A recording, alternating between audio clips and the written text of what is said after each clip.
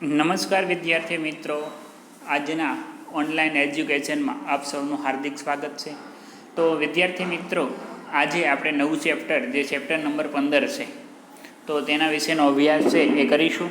તો આપ સૌ વિદ્યાર્થી મિત્રો છે એ ધ્યાનથી દરેક વિડીયો લેક્ચર જોવા, સમજવા અને ત્યારબાદ જે કાંઈ હોમવર્ક આપવામાં આવે છે એ બધું જ વર્ક છે એ સાથે સાથે કરતું જવું.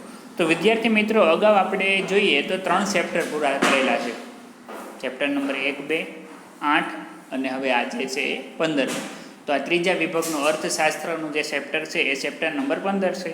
15 ચેપ્ટર નંબર એનું નામ છે આર્થિક વિકાસ. તો આપણે અહીંયા એ જોવાનું છે કે ભાઈ આર્થિક વિકાસ કોને કહેવાય, આર્થિક વિકાસ એટલે શું.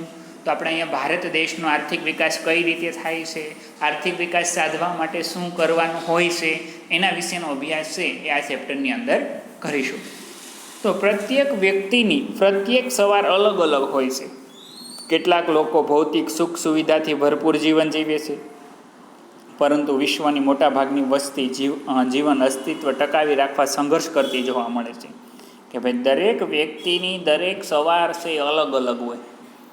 આપણે જોઈએ બધા વ્યક્તિની સવાર એક સરખી નથી હોતી, અલગ અલગ હોય છે. પ્રત્યેક વ્યક્તિની પ્રત્યેક સવાર અલગ અલગ હોય છે.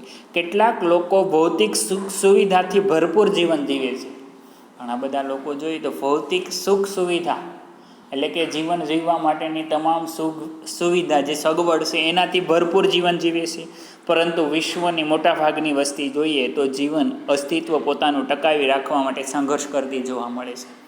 કે મોટાભાગની વસ્તી પોતાનું જીવન ટકાવી રાખવા માટે સંઘર્ષ એટલે સતત પ્રયત્ન કરે છે કંઈક ને કંઈક ટૂંકમાં કે ભાઈ પોતાનું જીવન છે કઈ રીતે ટકાવી શકાય. આજે પણ આપણે જોઈએ તો જ્યારે કોરોનાની મહામારી હતી ત્યારે પણ દરેક લોકો છે પોતાના ભલે એના ઉદ્યોગ ધંધા બધું જ બંધ થઈ ગયું હતું, તેમ છતાં પોતાનું જીવન કઈ રીતે ટકાવી શકાય એ માટે જ હંમેશા સંઘર્ષ કરતા જોવા મળે છે. આ ગરીબ તરીકે ઓળખાતા લોકો માટે ભૌતિક સુખ સુવિધા કે આરામ એ કલ્પનાનો વિષય છે.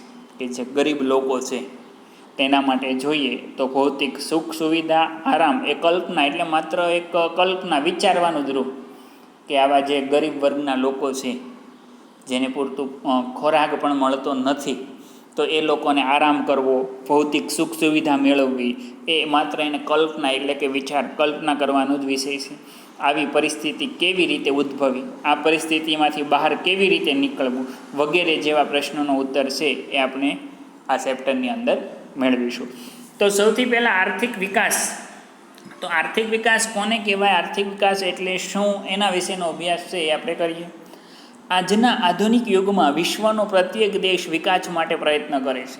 કે આજના આધુનિક યુગમાં જોઈએ તો વિશ્વનો દરેક દેશ વિકાસ સાધવા માટે, આધુનિક યુગમાં વિશ્વના બધા જ દેશો જોઈએ તો પોતાનો આધુનિક વિકાસ સાધવા માટેના પ્રયત્નો છે સતત કરે છે. પરંતુ વિકાસ એ માત્ર આર્થિક જ નહીં, અનેક પાસા ધરાવતી સામાજિક પરિવર્તનની પ્રક્રિયા છે. પરંતુ વિકાસ જે છે એ માત્ર આર્થિક વિકાસ જ નથી, પરંતુ અનેક પાસા ધરાવતી સામાજિક પરિવર્તનની પ્રક્રિયા છે. કે ભાઈ વિકાસ એટલે સામાજિક પરિવર્તન સાધવા માટેની એક પ્રક્રિયા ગણવામાં આવે છે. આર્થિક વિકાસ એ કોઈ પણ દેશની રાષ્ટ્રીય આવકમાં થતો સતત વધારો દર્શાવે છે. કે ભાઈ આર્થિક વિકાસ એટલે પૈસે ટકે વિકાસ થવો, કે ભાઈ દેશની આવકમાં વધારો થવો. આર્થિક વિકાસ કોઈ પણ દેશની રાષ્ટ્રીય આવકમાં, દેશની કુલ જે આવક છે રાષ્ટ્રીય આવકમાં થતો સતત વધારો દર્શાવે છે. આર્થિક વિકાસ એટલે શું, તો કે દેશની રાષ્ટ્રીય આવકમાં સતત વધારો થવો, દેશની માથાદીઠ આવકમાં વધારો થવો અને લોકોના જીવન ધોરણમાં સુધારો થવો, એને આર્થિક વિકાસ કહેવાય. એના મુખ્ય 3 મુદ્દા આપ્યા જોઈએ. કે ભાઈ આર્થિક વિકાસ એટલે તો કે દેશની રાષ્ટ્રીય આવકમાં સતત વધારો થવો, દેશની રાષ્ટ્રીય આવકમાં સતત વધારો થવો, દેશની માથાદીઠ એટલે વ્યક્તિગત આવકમાં વધારો થવો અને લોકોના જીવન ધોરણમાં સુધારો થવો, એટલે તેને આર્થિક વિકાસ કહે છે. તો આર્થિક વિકાસની આ રીતે 3 મુદ્દા દ્વારા પણ એની વ્યાખ્યા છે એ આ રીતે આપી શકાય છે. આ બાબતને આર્થિક વિકાસ કહેવામાં આવે. દેશની આ દરેક વિદ્યાર્થીએ ખાસ યાદ રાખવાનો કે ભાઈ આર્થિક વિકાસ એટલે તો કે દેશની રાષ્ટ્રીય આવકમાં વધારો થવો, દેશની માથાદીઠ આવકમાં વધારો થવો અને લોકોના જીવન ધોરણમાં સુધારો થવો એટલે આર્થિક વિકાસ. દેશની કુલ આવકને રાષ્ટ્રીય આવક કહેવામાં આવે. દેશની જે કુલ આવક છે, બધા જ લોકોનો સમાવેશ થઈ જાય તો કુલ આવકને રાષ્ટ્રીય આવક કહેવામાં આવે છે. દેશની કુલ રાષ્ટ્રીય આવકને દેશની કુલ વસ્તી વડે ભાંગવાથી માથાદીઠ આવક પ્રાપ્ત થાય. કે માથાદીઠ આવક કોને કહેવાય? તો કે દેશની કુલ આવકને દેશની જે કુલ રાષ્ટ્રીય આવક છે એને દેશની કુલ વસ્તી વડે ભાંગવાથી માથાદીઠ આવક. એટલે શું આવશે કે ભાઈ માથાદીઠ આવક બરાબર દેશની કુલ રાષ્ટ્રીય આવક છેદમાં દેશની કુલ વસ્તી. આ વડે આ રીતે એના આંકડાકીય માહિતી દ્વારા જે ભાંગવાથી જે આવક મળે એ માથાદીઠ આવક મળે છે. તો માથાદીઠ આવક માટેનું આ સૂત્ર થયું. માથાદીઠ આવક કઈ રીતે મેળવી શકાય? તો કે દેશની કુલ રાષ્ટ્રીય આવક અને દેશની કુલ વસ્તી વડે ભાંગવાથી મળે છે. જ્યારે જીવન ધોરણમાં લોકોને પ્રાપ્ત થતી સગવડો જેવી કે અનાજ, કપડાં, શિક્ષણ, આરોગ્ય, વાહન વ્યવહારની સુવિધા અને રહેઠાણની સુવિધાનો સમાવેશ થાય છે. એ જ્યારે જીવન ધોરણ, આમાં જો આગળ આપણે આવી ગયું, આનું આપણે આગળ વ્યાખ્યા કેવી જોઈએ? દેશની રાષ્ટ્રીય આવકમાં વધારો થવો, માથાદીઠ આવકમાં વધારો થવો અને જીવન ધોરણમાં સુધારો થવો. જીવન ધોરણ એટલે જીવન જીવવા માટેની રીત. તો એમાં જીવન ધોરણમાં જોઈએ તો લોકોને પ્રાપ્ત થતી સગવડો જેવી કે અનાજ, કપડાં, શિક્ષણ, આરોગ્ય, વાહન વ્યવહારની સુવિધા અને રહેઠાણની સુવિધાનો સમાવેશ થાય છે. ભારતમાં આઝાદી પછી રાષ્ટ્રીય આવક અને માથાદીઠ આવકમાં વધારો થવાથી અનાજ, કપડાં, વીજળી, શિક્ષણ, આરોગ્ય, રહેઠાણ વગેરે સેવાઓના વપરાશ અને સુવિધામાં વધારો થયો છે. મુખ્યત્વે જોઈએ તો જીવન ધોરણમાં સુધારો થવો એટલે અનાજ, કપડાં, શિક્ષણ, આરોગ્ય અને વાહન વ્યવહારની સુવિધા અને રહેઠાણની સુવિધાનો સમાવેશ છે. ભારતમાં આઝાદી પછી રાષ્ટ્રીય આવક અને માથાદીઠ આવક બંને વધ્યો છે. ભારત દેશ આઝાદ થયો એ પછી દેશની કુલ રાષ્ટ્રીય આવક અને દેશની માથાદીઠ આવકમાં વધારો થયો અને આ વધારો થવાથી અનાજ, કપડાં, વીજળી, શિક્ષણ, આરોગ્ય, રહેઠાણ વગેરે સેવાઓના વપરાશ અને સુવિધામાં પણ વધારો થયો. જો આ રાષ્ટ્રીય આવક અને માથાદીઠ આવક એ બેયમાં વધારો થયો. એના કારણે જોઈએ તો અનાજ, કપડાં, વીજળી, શિક્ષણ, આરોગ્ય, રહેઠાણ વગેરે સેવાઓના વપરાશ અને સુવિધામાં સ્વાભાવિક છે. દાખલા તરીકે આપણી ઘરની આવક વધી હોય તો આપણી આ જીવન ધોરણમાં પણ સુધારો થાય જ છે કે અનાજ, કપડાં, સુખ સુવિધા માટેની અનેક વસ્તુઓ વગેરે સેવાઓના વપરાશ અને સુવિધામાં વધારો થયો છે. અગાઉની સરખામણીમાં ઉપરોક્ત જરૂરિયાત વધુ સારી રીતે સંતોષાય છે. આથી કહી શકાય કે ભારત આર્થિક વિકાસ થઈ રહ્યો છે.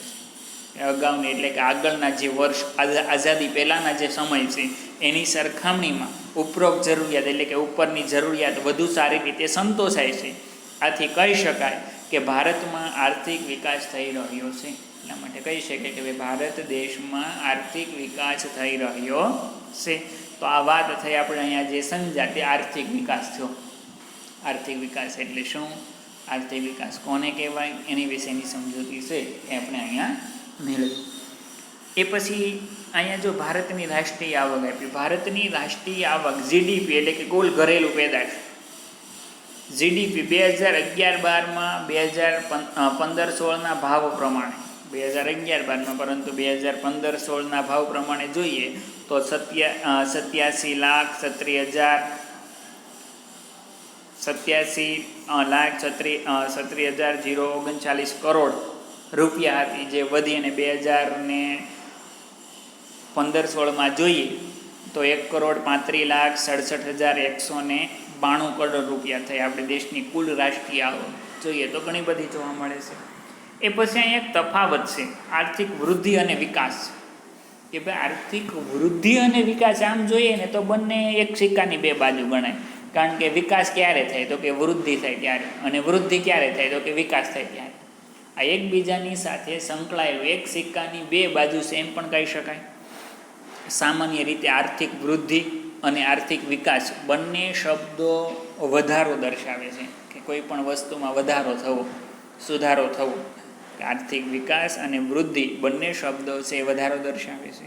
પરંતુ બંને વચ્ચે કેટલાક તફાવત જોવા મળે છે. બંનેમાં જોઈએ તો વધારો જ દર્શાવે, વૃદ્ધિ એટલે વધારો થાય અને વિકાસ એટલે પણ વધારો થાય. તેમ છતાં બંનેમાં કેટલીક બાબતોનો તફાવત જોવા મળે છે, એ આપણે અહીંયા સમજીશું. તો વિકાસની પ્રક્રિયાને આધારે જોઈએ, આર્થિક વિકાસ એ ગુણાત્મક છે અને આર્થિક વૃદ્ધિ એ પરિણાત્મક છે. જો આ પેલું સમજવું પડે કે આર્થિક વિકાસ એ ગુણાત્મક એટલે ગુણ દર્શાવે છે, જ્યારે આર્થિક વૃદ્ધિ એ પરિણાત્મક એટલે જે અંતે પરિણામ દર્શાવે છે. આર્થિક વિકાસ, દાખલા તરીકે વિદ્યાર્થી જોઈએ તો હોશિયાર બને, ખૂબ જ સારું પરિણામ મેળવવા માટે મહેનત કરે. દાખલા તરીકે ધોરણ 9ની અંદર એને માત્ર 70% આવ્યા હોય, તો ધોરણ 10ની અંદર સારા માર્ક્સ મેળવે, વિકાસ કરે, પ્રગતિ કરે અને 80 કે 90 કે 99% મેળવે છે, તો એને અંતે જોઈએ તો આર્થિક વૃદ્ધિ જ ગણવામાં આવે છે કે એમાં પરિણામમાં વધારો થયો. તો આમ આર્થિક વૃદ્ધિ અને વિકાસ છે એ ગુણાત્મક છે, ગુણ દર્શાવે છે, જ્યારે આર્થિક વૃદ્ધિ એ પરિણાત્મક છે, જે પરિણામ દર્શાવે છે. આર્થિક વિકાસ એ પ્રથમ અવસ્થા છે, જ્યારે આર્થિક વૃદ્ધિ એ આર્થિક વિકાસ પછીની અવસ્થા છે.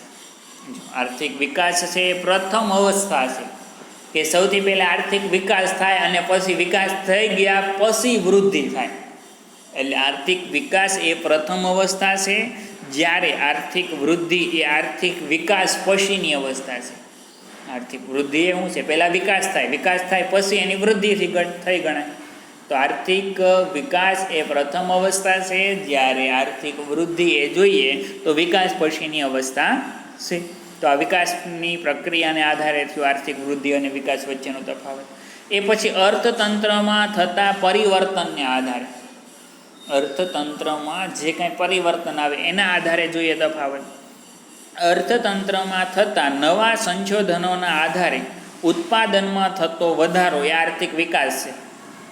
અર્થતંત્રમાં જે થતા નવા સંશોધનો થયા છે એના આધારે જોઈએ તો ઉત્પાદનમાં થતો વધારો એ આર્થિક વિકાસ છે. કે કોઈ પણ વસ્તુનું ઉત્પાદન વધે તો એ આર્થિક વિકાસ છે. ઉદાહરણ તરીકે ખેતી ક્ષેત્રમાં ઘઉં, ડાંગર જેવા પાકમાં નવા બિયારણોની શોધ થતાં ઉત્પાદનમાં અનેક ગણો વધારો થયો, એ આર્થિક વિકાસ દર્શાવે છે. દાખલા તરીકે આલો ખેતી કરતા ખેડૂતો છે તો અત્યારે જે હાઇબ્રિડ બિયારણ આવી ગયું, કે પહેલાં દાખલા તરીકે જે બિયારણ હતું એમાં ઘઉં કે ચોખા કે કોઈ પણ વસ્તુ હોય તો એનું ઉત્પાદન ઓછું આવતું, જ્યારે હાઇબ્રિડ બિયારણને કારણે હાઇબ્રિડ બિયારણોની શોધ થતાં ઉત્પાદનમાં ઘણો બધો વધારો થયો, તો તેને આર્થિક વિકાસ કહેવાય છે, આર્થિક વિકાસ દર્શાવે છે. જ્યારે બીજી તરફ ખેડાણ લાયક જમીનમાં વધારો થવાથી ખેતી લાયક ઉત્પાદનમાં વધારો થાય આર્થિક વૃદ્ધિ છે. જ્યારે બીજી બાજુ જોઈએ તો દાખલા તરીકે આપણે પાસે 5 વીઘા જમીન હતી અને એની જગ્યાએ બીજી નવી 5 વીઘા ખરીદી એટલે 10 વીઘા જમીન થઈ, તો આ ખેડાણ લાયક જમીનમાં વધારો થવાથી જે ખેતીના ઉત્પાદનમાં વધારો થાય એને આર્થિક વૃદ્ધિ કહેવાય. આ ખાસ સમજ્યા જેવું છે દરેક વિદ્યાર્થીએ, આર્થિક વૃદ્ધિ અને વિકાસ. તો ફરીવાર કે દાખલા તરીકે ખેડૂત છે તો જે ખેડૂતના ઉત્પાદનમાં દાખલા તરીકે હાઇબ્રિડ બિયારણ આવ્યું અને એના કારણે વસ્તુના ઉત્પાદનમાં વધારો થયો તો એ આર્થિક વિકાસ છે. જ્યારે ખેતી લાયક જમીનમાં વધારો થાય અને પછી જે ઉત્પાદન થાય તો એને આર્થિક વૃદ્ધિ કહેવાય. તો આમ અર્થતંત્રમાં થતા પરિવર્તનના આધારે આર્થિક વૃદ્ધિ અને વિકાસ વચ્ચેનો આ રીતે તફાવત છે એ આપી શકાય. જે વિકાસ પ્રક્રિયાના આધારે તફાવત, અર્થતંત્રમાં થતા પરિવર્તનના આધારે તફાવત, અને પછી અંતે જોઈએ તો વિકસિત અને વિકાસશીલ દેશોના સંદર્ભમાં આર્થિક વૃદ્ધિ અને વિકાસ કોને કહેવાય? તો વિકસિત અને વિકાસશીલ દેશો. હવે તો પહેલાં એ સમજવું પડે વિકસિત દેશ કોને કહેવાય અને વિકાસશીલ દેશ કોને કહેવાય. વિકસિત દેશ એટલે જે દેશોનો સંપૂર્ણ વિકાસ થઈ ગયો છે એ વિકસિત દેશ કહેવાય, અને વિકાસશીલ દેશ એટલે કે જે દેશો હાલમાં હજી વિકાસ કરી રહ્યા છે, વિકાસ સાધી રહ્યા છે, તો તેને વિકાસશીલ દેશ કહેવાય. દાખલા તરીકે ભારત દેશ છે એ વિકાસશીલ દેશ છે, જ્યારે અમેરિકા છે એ વિકસિત દેશ છે. આ એનો ચોખ્ખો અર્થ થયો. વિકસિત દેશ કોને કહેવાય? જે દેશોનો વિકાસ થઈ શક્યો છે એવા દેશો. દાખલા તરીકે અમેરિકા એ વિકસિત દેશ છે. જે દેશો હાલમાં વિકાસ સાધી રહ્યા છે, દાખલા તરીકે ભારત દેશ, તો એ વિકાસશીલ દેશ છે. તો વિકસિત અને વિકાસશીલ દેશોના સંદર્ભમાં પણ બંને વચ્ચે તફાવત જોવા મળે છે. વિકસિત દેશોની રાષ્ટ્રીય આવકમાં થતો વધારો એ આર્થિક વૃદ્ધિ કહેવાય, અને જ્યારે વિકાસશીલ દેશોની રાષ્ટ્રીય આવકમાં થતો વધારો એ આર્થિક વિકાસ કહેવાય. જો આમાં સે બંનેની આવકમાં વધારો થાય તો એકમાં વૃદ્ધિ કહેવાય, એકમાં વિકાસ કહેવાય. એનું કારણ કે ભારત દેશ વિકાસ કરી રહ્યો છે, તો એ રાષ્ટ્રીય આવકમાં વધારો થાય તો એને આર્થિક વિકાસ જ કહેવામાં આવે છે. પરંતુ અમેરિકા દેશનો વિકાસ થઈ શક્યો છે, એને હવે વિકાસ સાધવાની જરૂર નથી. તેમ છતાં તે દેશની રાષ્ટ્રીય આવકમાં વધારો થાય તો એને આર્થિક વૃદ્ધિ કહેવાય. તો આ વાત થઈ મેન તફાવત આર્થિક વૃદ્ધિ અને વિકાસ વચ્ચે, કે વિકસિત દેશોની રાષ્ટ્રીય આવકમાં થતો વધારો એ આર્થિક વૃદ્ધિ કહેવાય, જ્યારે વિકાસશીલ દેશોની રાષ્ટ્રીય આવકમાં થતો વધારો એને આર્થિક વિકાસ કહેવાય. તો આ 3 મુદ્દા થયા તફાવતના. દરેક વિદ્યાર્થીએ ખાસ પાકું કરવાનું વાંચવાનું છે કે આર્થિક વૃદ્ધિ અને વિકાસ, તો વિકાસ પ્રક્રિયાના આધારે આર્થિક વિકાસ ગુણાત્મક અને જ્યારે વૃદ્ધિ એ પરિણાત્મક છે. વિકાસ પછીની આર્થિક વિકાસ એ પ્રથમ અવસ્થા છે અને વૃદ્ધિ એ વિકાસ પછીની દ્વિતીય અવસ્થા અથવા તો પછીની અવસ્થા છે. પછી અર્થતંત્રમાં થતા પરિવર્તનના આધારે પણ એનો તફાવત છે, અને વિકસિત અને વિકાસશીલ દેશોના સંદર્ભમાં પણ જોઈએ તો એનો તફાવત છે એ જોવા મળે છે. એ પછી આગળ આપણે હવે એ જોવાનું છે વિકાસશીલ દેશોના વિકાસશીલ અર્થતંત્રના લક્ષણો. વિકાસશીલ એટલે કે ભારત દેશ, આપણો ભારત દેશનું અર્થતંત્ર કેવું છે તો કે વિકાસશીલ છે, વિકાસ સાધી રહ્યું છે. તો વિકાસશીલ અર્થતંત્રના લક્ષણો. વિકસિત અર્થતંત્ર અને વિકાસશીલ અર્થતંત્ર માથાદીઠ આવકના આધારે. હા, હવે એ પ્રશ્ન સમજવાનો કે ભાઈ આ દેશ વિકસિત છે અને આ દેશ વિકાસશીલ છે, એ શેના આધારે નક્કી કરવામાં આવે? કે ભાઈ અમેરિકા છે એ વિકસિત દેશ છે, જ્યારે ભારત દેશ છે વિકાસશીલ દેશ છે. તો એ મુખ્યત્વે જોઈએ તો માથાદીઠ આવકના આધારે અલગ પાડવામાં આવે કે અમેરિકાની આ વ્યક્તિઓ લોકોની માથાદીઠ આવક વધારે છે એટલે ગણી શકાય એ વિકસિત દેશ છે, જ્યારે આપણા દેશની માથાદીઠ આવક ઓછી છે એટલા માટે એને વિકાસશીલ કહેવામાં આવે છે. આ આધારે એના વિભાગ પાડવામાં આવે છે. વિશ્વ બેંકના 2004ના વિશ્વ વિકાસ અહેવાલમાં $735 ઓછી માથાદીઠ આવક ધરાવતા દેશોને વિકાસશીલ અર્થતંત્ર તરીકે ઓળખવામાં આવે છે.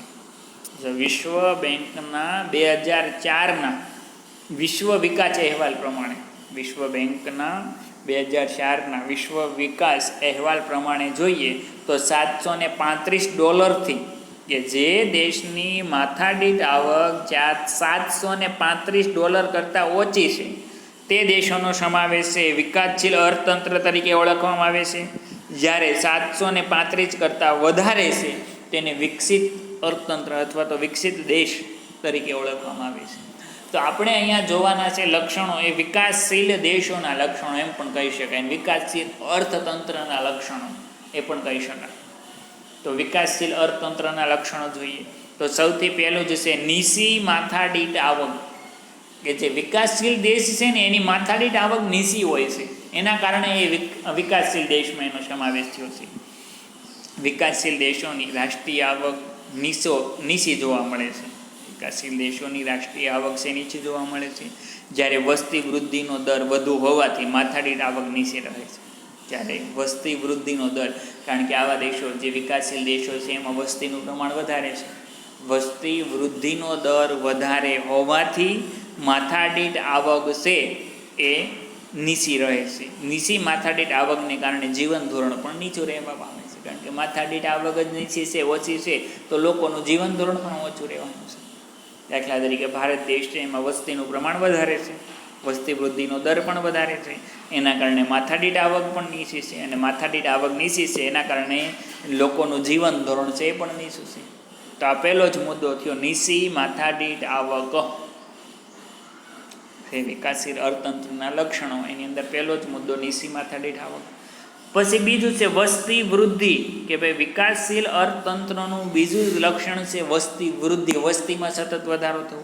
વિકાસશીલ રાષ્ટ્રોમાં વસ્તી વધારો વધુ જોવા મળે છે, કે ભાઈ દિવસે દિવસે વસ્તીમાં સતત વધારો થતો જાય છે. આજે આપણે જોઈએ તો સમગ્ર વિશ્વમાં ભારતનો ક્રમ બીજો છે વસ્તીમાં. બોલો, 194-95 દેશો છે એની અંદર ભારત દેશનો ક્રમ, જે ચીન પ્રથમ નંબરે અને બીજા નંબરે ભારત દેશ છે. આવા દેશોમાં વસ્તી વૃદ્ધિનો દર 2% અથવા તેનાથી પણ વધુ જોવા મળે. 2% એટલે પણ બહુ વસ્તી વધે છે. દાખલા તરીકે ભારતની વાત કરીએ તો 2011માં 102 કરોડની વસ્તી હતી, જ્યારે 2001માં 102 કરોડની વસ્તી હતી, જ્યારે 11ની અંદર 121 કરોડની થાય. અને 21માં જે હાલમાં ગણતરી થઈ નથી પણ થશે, એટલે 138થી 40 કરોડની વસ્તી થશે. વસ્તીમાં સતત વધારો છે થતો જોવા મળે છે. તો આ વસ્તી વૃદ્ધિ એ એનું બીજું લક્ષણ થયું. પછી ત્રીજું, કૃષિ ક્ષેત્ર પર અવલંબન એટલે આધારિત, ખેતી પર આધારિત. કે વિકાસશીલ અર્થતંત્રનું લક્ષણ એ મોટાભાગે વિકાસશીલ દેશો છે એ શેના ઉપર આધારિત હોય તો કૃષિ ઉપર. એમ પણ કહેવાય છે કે ભાઈ ભારત દેશ કૃષિ પ્રધાન દેશ છે, 70% લોકો છે એ ખેતી કરે, એટલા માટે કીધું કૃષિ પર અવલંબન આધારિત. વિકાસશીલ રાષ્ટ્રોમાં ખેતી મુખ્ય આર્થિક પ્રવૃત્તિ છે. વિકાસશીલ દેશો છે ને એની અંદર જોઈએ તો ખેતી જ મુખ્ય આર્થિક પ્રવૃત્તિ કહેવાય. કૃષિ છે એ જ મુખ્ય એની આર્થિક પ્રવૃત્તિ છે. અને દેશના 60% કરતાં પણ વધુ લોકો રોજગારી માટે ખેતી પર આધારિત છે. અને ભારત દેશના પણ 60% કરતાં પણ વધારે લોકો જોઈએ તો જે ખેતીમાંથી રોજગારી મેળવે અને કૃષિ રોજગારી પર આધારિત છે. 60% કરતાં પણ વધારે લોકો કૃષિ રોજગારી, ખેતીમાંથી રોજગારી મેળવે છે અને એના પર જ આધારિત છે. દેશની રાષ્ટ્રીય આવકમાં પણ ખેતીનો ફાળો 25%ની આસપાસ છે. દેશની રાષ્ટ્રીય આવક એટલે કે દેશની જે કુલ આવક છે તેમાંથી ખેતીનો ફાળો છે 25%ની આસપાસ છે. કુલ આવકમાં ખેતીનો ફાળો 25%ની આસપાસ રહ્યો છે. તો આ ત્રીજું લક્ષણ થઈ કૃષિ પર અવલંબન. પછી ચોથો મુદ્દો છે આવકની વહેંચણીની અસમાનતા. કે જે આવકની વહેંચણી થઈ છે તો એમાં ઘણી બધી અસમાનતા જોવા મળે. વિકાસશીલ દેશોની અંદર એવું જ છે કે જે વધારે પૈસાદાર છે એની પાસે આવકના સાધનો વધારે છે, જે ગરીબ છે એની પાસે ઓછા છે. એટલે એનો મતલબ એવો છે ધનિક વધુ ધનિક બનતા જાય અને ગરીબ વધુ ગરીબ બનતા જાય છે. તો આવકની વહેંચણીમાં અસમાનતા. વિકાસશીલ રાષ્ટ્રોમાં આવક અને ઉત્પાદનના સાધનોની વહેંચણીમાં અસમાનતા જોવા મળે છે. વિકાસશીલ દેશોમાં જોઈએ તો આવક અને ઉત્પાદનના સાધનોની વહેંચણીમાં જોઈએ તો ઘણી બધી અસમાનતા જોવા મળે છે. આ અસમાનતા ગ્રામીણ અને શહેરી બંને વિસ્તારમાં છે. જે સાધનોની વહેંચણીમાં અસમાનતા એટલે ભેદભાવ રાખવામાં આવ્યા છે. અને આ અસમાનતા જોઈએ તો ગામડાઓની અંદર અને શહેરોમાં બંને વિસ્તારમાં જોવા મળે છે. જેમ કે દેશના ટોચના 20% ધનિક લોકો રાષ્ટ્રીય આવકનો 40% હિસ્સો ધરાવતા હોય અને તળિયાના 20% ગરીબ લોકો જે રાષ્ટ્રીય આવકનો 10% હિસ્સો ધરાવતા હોય છે. આમાં શું કીધું કે ભાઈ દેશના ટોચના 20% ધનિક લોકો છે, પૈસાદાર લોકો છે, એ જોઈએ તો રાષ્ટ્રીય આવકના 40% હિસ્સો ધરાવતા હોય. કે દેશની જે કુલ રાષ્ટ્રીય આવક છે એનો 40% હિસ્સો ધરાવે.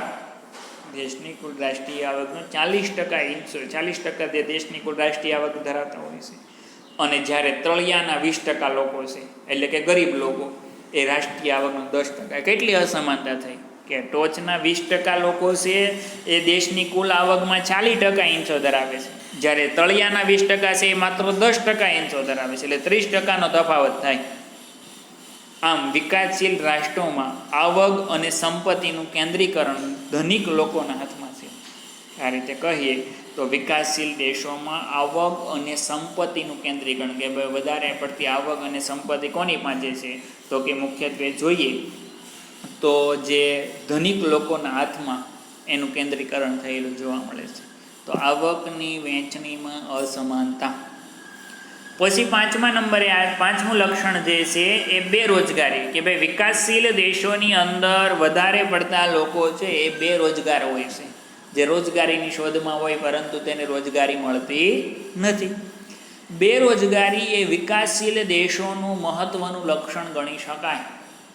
કે બેરોજગારી છે તે વિકાસશીલ દેશોનું એક મહત્વનું લક્ષણ ગણી શકાય છે. આ દેશોમાં બેરોજગારીનું પ્રમાણ કુલ શ્રમિકોના 3% કરતાં પણ વધુ હોય છે.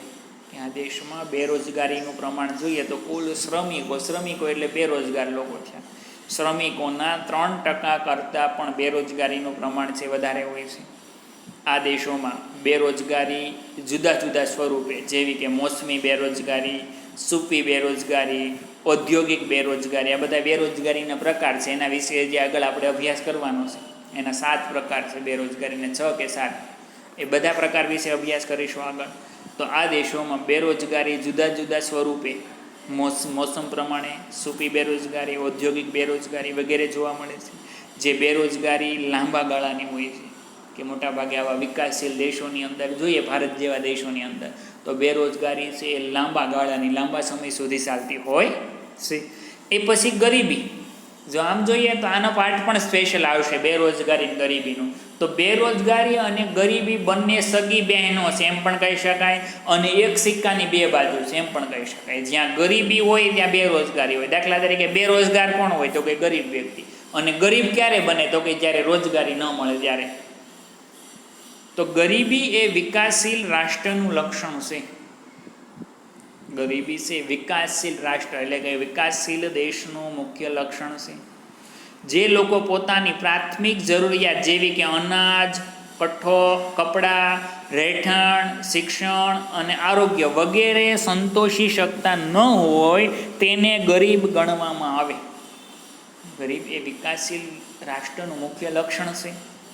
જે લોકો પોતાની પ્રાથમિક જરૂરિયાત જેવી કે અનાજ, કપડાં, રહેઠાણ, શિક્ષણ અને આરોગ્ય, અનાજ, કપડાં, રહેઠાણ, શિક્ષણ અને આરોગ્ય વગેરે સંતોષી શકતા, એટલે કે આ પ્રાથમિક જરૂરિયાત પણ સંતોષી શકતા ન હોય તેને ગરીબ ગણવામાં આવે છે. વિકાસશીલ દેશોમાં આવા લોકોનું પ્રમાણ લગભગ કુલ વસ્તીના 3 ભાગ જેટલું છે. વિકાસશીલ દેશો એટલે કે ભારત દેશની અંદર પણ જોઈએ તો આવા લોકો એટલે કે ગરીબીનું પ્રમાણ જોઈએ તો મોટાભાગે 3 ભાગનું 33% લોકો છે એ ગરીબ જોવા મળે છે વિકાસશીલ દેશોની અંદર. એ પછી દ્વિમુખી અર્થતંત્ર, કે આવા દેશોની અંદર જોઈએ તો એનું અર્થતંત્ર 2 પ્રકારનું. કઈ રીતે એ જોઈએ આની અંદર. વિકાસશીલ દેશોમાં અર્થતંત્રનું સ્વરૂપ દ્વિમુખી પ્રવૃત્તિ છે. એક બાજુ ગામ વિસ્તારમાં પસાર ખેત પદ્ધતિ, જૂની પુરાણી યંત્ર સામગ્રી, રૂઢિચુસ્ત સામાજિક માળખું, ઓછું ઉત્પાદન જોવા મળે છે. જ્યારે બીજી બાજુ જોઈએ તો શહેરી ક્ષેત્રોમાં આધુનિક ઉદ્યોગો, નવી ઉત્પાદન પદ્ધતિ, આધુનિક યંત્રો તેમજ વૈભવી જીવનશૈલી જોવા મળે છે. જો આ દ્વિમુખી અર્થતંત્ર છે કે એક બાજુ ગામડાઓ છે તો ગામડાની અંદર બહુ પસાર પણ જોવા મળે છે. જેમ કે જૂની પુરાણી પહેલાંની ખેત પદ્ધતિ છે, યંત્ર સામગ્રી, રૂઢિચુસ્ત સામાજિક માળખું. રૂઢિચુસ્ત એટલે પહેલાંના પરંપરાગત પહેલાંના જૂના રીત રિવાજો, અને ઓછું ઉત્પાદન જોવા મળે. જ્યારે બીજી બાજુ જોઈએ તો શહેરી ક્ષેત્રમાં આધુનિક ઉદ્યોગો છે. શહેરોની અંદર જ્યારે આધુનિક ઉદ્યોગો છે, નવી ઉત્પાદન પદ્ધતિ, આધુનિક યંત્રો અને વૈભવી જીવનશૈલી એટલે સારી એવી ભૌતિક સુવિધાવાળી જીવન જીવવાની રીત. તો આ દ્વિમુખી અર્થતંત્ર થયું. એક બાજુ ગામડામાં બધા બહુ પસાર છે તો બીજી બાજુ જોઈએ તો શહેરોમાં બધા બહુ આગળ છે. આ પ્રકારનું દ્વિમુખી અર્થતંત્ર છે એ આ વિકાસશીલ દેશોની અંદર જોવા મળે છે. અને એ પછી જોઈએ આગળ તો પાયાની અપર્યાપ્ત સેવાઓ. પાયાની અપર્યાપ્ત એટલે અપૂરતી, મૂળભૂત પાયાની પૂરતી સેવાઓનો વિકાસ માટે અનિવાર્ય પાયાની સેવાઓ જેવી કે શિક્ષણ, વાહન વ્યવહાર, સંદેશા વ્યવહાર, વીજળી, આરોગ્ય, બેન્કિંગ વગેરેનો આવા અર્થતંત્રમાં ઓછો વિકાસ જોવા મળે છે. વિકાસ માટે અનિવાર્ય પાયાની સેવાઓ, દાખલા તરીકે શિક્ષણ, વાહન વ્યવહાર, સંદેશા વ્યવહાર, વીજળી, આરોગ્ય, બેન્કિંગ વગેરેનો આવા અર્થતંત્રમાં ઓછો વિકાસ જોવા મળે છે.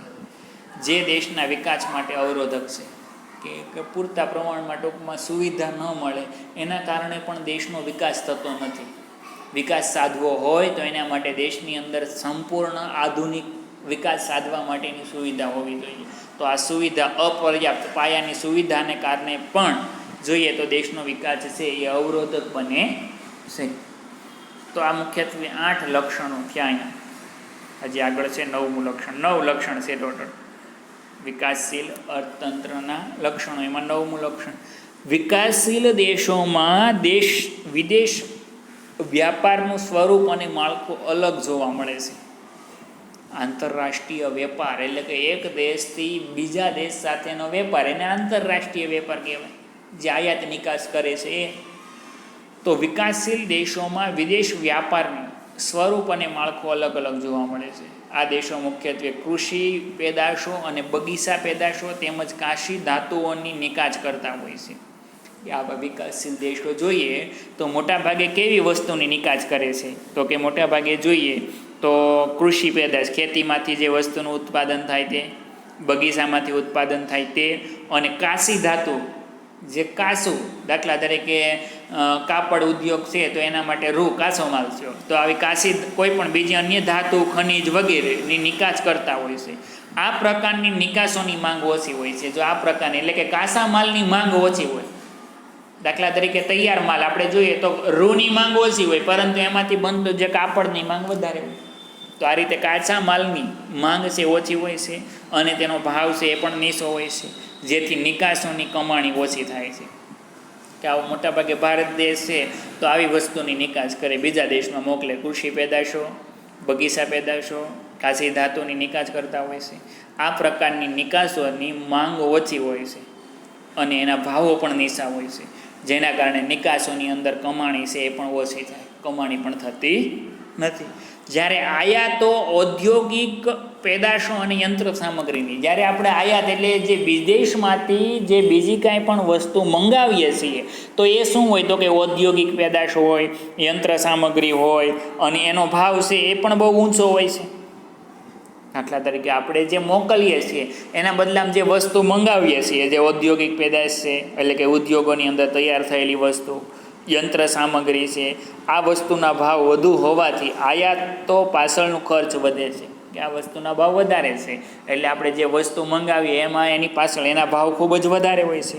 આમ વિકાસશીલ રાષ્ટ્રો માટે વિદેશ વ્યાપારની શરતો પ્રતિકૂળ એટલે કે અનુકૂળ ન રહેવી, પ્રતિકૂળ રહેવાથી દેશ ઉપર વિદેશી દેવું વધી ગયું. એનું કારણ, વિદેશી દેવું વધવાનું કારણ એક જ છે કે આપણે જે વસ્તુ વિદેશમાં મોકલીએ છીએ, કાચો માલ મોકલીએ છીએ, કાચા માલની કિંમત હોતી નથી, એનો ભાવ હોતો નથી એટલો બધો, અને એના બદલામાં આપણે જે વસ્તુઓ મંગાવીએ છીએ, આયાત કરીએ છીએ, તો એ તૈયાર વસ્તુ મંગાવીએ છીએ, યંત્ર સામગ્રી, ઉદ્યોગોની અંદર તૈયાર થયેલી વસ્તુ મંગાવીએ, અને એનો ભાવ છે ખૂબ જ વધારે હોય છે. એના કારણે જે આપણે નિકાસમાં જેટલી આવક આવે એના બદલામાં આયાતમાં આપણે વધારે રૂપિયા ખર્ચવા પડે છે, અને એના કારણે જોઈએ તો વિદેશી દેવું વધી જાય છે.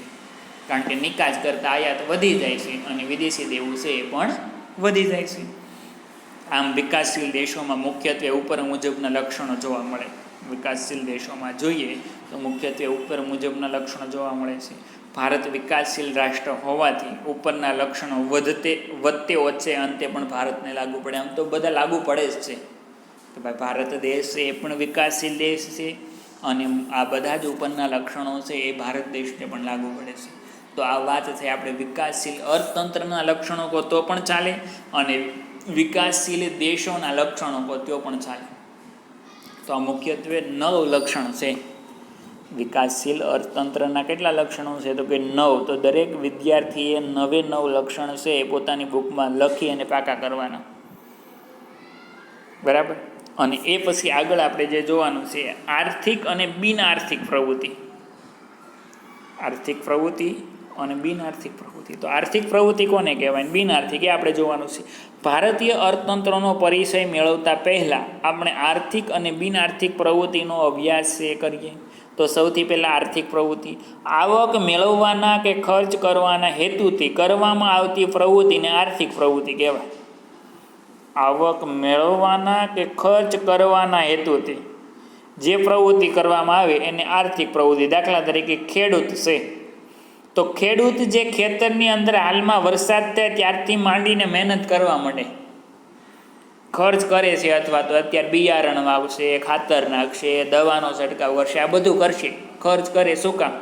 કારણ કે એના બદલામાં એને આર્થિક વળતર મળવાનું છે, મેળવવાનું છે. ખેડૂત, કોઈ પણ કારીગર, વેપારી, શિક્ષક વગેરેની પ્રવૃત્તિને આર્થિક પ્રવૃત્તિ કહેવાય. દાખલા તરીકે શિક્ષક તમને ભણાવે છે તો ભણાવવા પાછળનો હેતુ એ કે પોતે ને પગાર મેળવે છે, આર્થિક વળતર મેળવે છે.